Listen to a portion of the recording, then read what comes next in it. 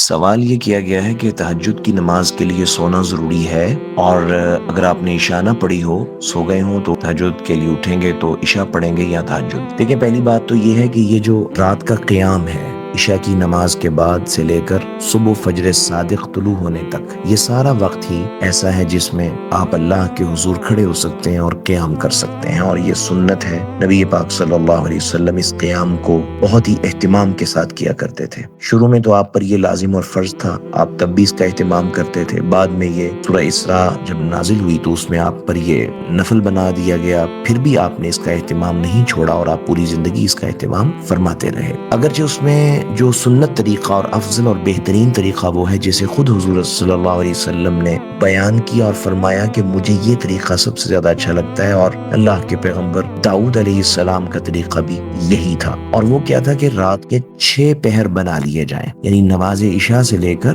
فجر صادق کے طلوع ہونے تک رات کے 6 پہر ہیں۔ پہلے 3 پہر یعنی آدھی رات، پہلی آدھی رات، حضور صلی اللہ علیہ وسلم کا پسندیدہ عمل یہ تھا کہ پہلی آدھی رات سو جائیں، یعنی عشاء کی نماز پڑھتے ہی سو جائیں، اور پھر اٹھیں اور چوتھے اور 5ویں پہر میں، یعنی جو اگلی آدھی رات ہے اس کا پہلا اور دوسرا حصہ جو ہے اس میں قیام کریں، اللہ کے حضور کھڑے ہو جائیں، قرآن کی تلاوت کریں، لمبے رکوع اور لمبے سجدے کیے جائیں، اللہ کے سامنے مناجات ہوں، اور پھر اس کے بعد جو آخری پہر ہے فجر صادق طلوع ہونے سے پہلے، اس میں پھر تھوڑی دیر آرام کر لیں۔ دوسرا یہ ہے کہ باقی عشاء کی نماز سے لے کے فجر صادق طلوع ہونے تک یہ سارا وقت ہے، اور اس کے 3 پہر آپ بنا لیتے ہیں، پہلے 2 ہیں اور ایک آخری ثلث ہے، یعنی 3 پہر اور تیسرا آخری پہر وہ ہے جو بالکل آخری ہے اور وہ فجر کی اذان تک جا کر ختم ہو جاتا ہے۔ وہ بہت عظیم الشان پہر ہے، وقت ہے، اس میں اللہ تبارک اسمہ و تعالی جو ہے وہ قریب والے آسمان پر تشریف لاتے ہیں اور پھر وہ اپنے بندوں کو پکارتے ہیں۔ یہ سب کچھ ہمارے آقا و مولا نے صلی اللہ علیہ وسلم بیان کیا ہوا ہے۔ تو بہرحال یہ ساری بات و تفصیل ہوگی، تو اس کو ہم احادیث میں، حضور کے بیانات میں اس کو قیام اللیل بھی کہا گیا، صلاۃ اللیل بھی کہا گیا ہے،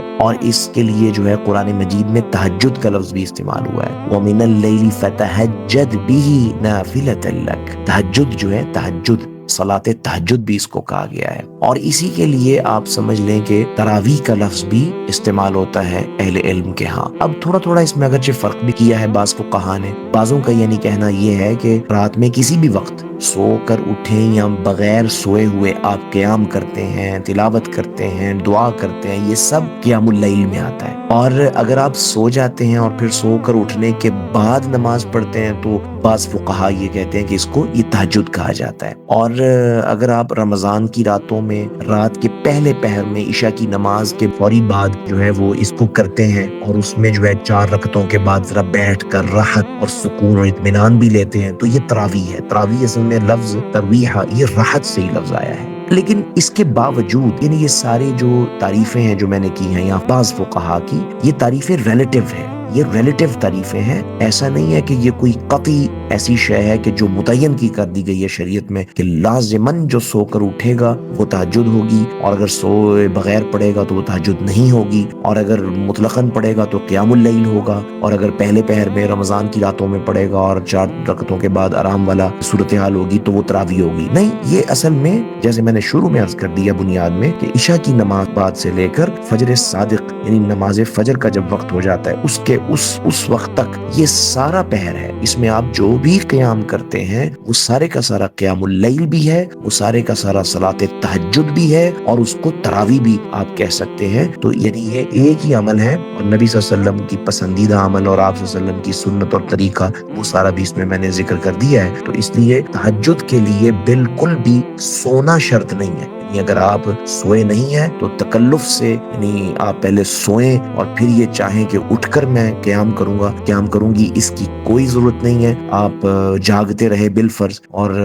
آدھی رات ہو گئی، پھر آپ کا دل کرتا ہے کہ آپ اللہ کے حضور کھڑے ہو جائیں، بالکل کھڑے ہو جائیں، یہ قیام اللیل بھی ہے، یہ تہجد بھی ہے، اور اس کا پورا اجر اور اس کا جو ثواب متعین ہے اللہ کے دین میں وہ آپ کو پوری طرح سے مل جائے گا۔ اگرچہ میں نے بات کر دی ہے کہ افضل اور بہترین عمل یہ ہے کہ عشاء کے بعد باتیں نہ کی جائیں، اور عشاء کے بعد جو ہے وہ سو کر وقت گزارا جائے اور پھر آخری پہر میں جاگا جائے. یہ میں نے عرض کر دیا کہ یہ بہترین اور افضل صورت ہے. لیکن اگر کوئی آدمی ابتدائے رات میں بھی پڑھ لیتا ہے, درمیانے رات میں پڑھ لیتا ہے, سوئے بغیر پڑھ لیتا ہے, سونے کے بعد اٹھ کر پڑھ لیتا ہے, یہ ساری صورتیں ہی تہجد اور قیام اللیل ہیں اور اس پر وہ سارا ثواب جو ہے الحمدللہ ملے گا. دوسری بات جو پوچھی گئی ہے کہ عشاء کی نماز, پہلی تو بات ہے کہ بالکل نماز عشاء سے پہلے سونا نہیں چاہیے. نبی صلی اللہ علیہ وسلم بالکل ناپسند فرماتے تھے عشاء سے پہلے سونا, اور عشاء کی نماز کے بعد بغیر ضرورت کے آپ جو ہے وہ باتیں کریں اور وقت جو ہے وہ جاگ کر گزاریں. ہاں اگر ضرورت ہو, مسائل ہوں جس میں دنیاوی یا دینی ضرورتیں ہیں تو پھر اور بات ہے. تو اس لیے ایک تو نماز عشاء سے پہلے سونا نہیں چاہیے. لیکن اگر آپ سو گئے کسی وجہ سے تو اب آپ جب بھی اٹھیں, آدھی رات گزارنے کے بعد اٹھیں, رات کے آخری پہر میں اٹھیں, رات کے پہلے پہر میں اٹھیں,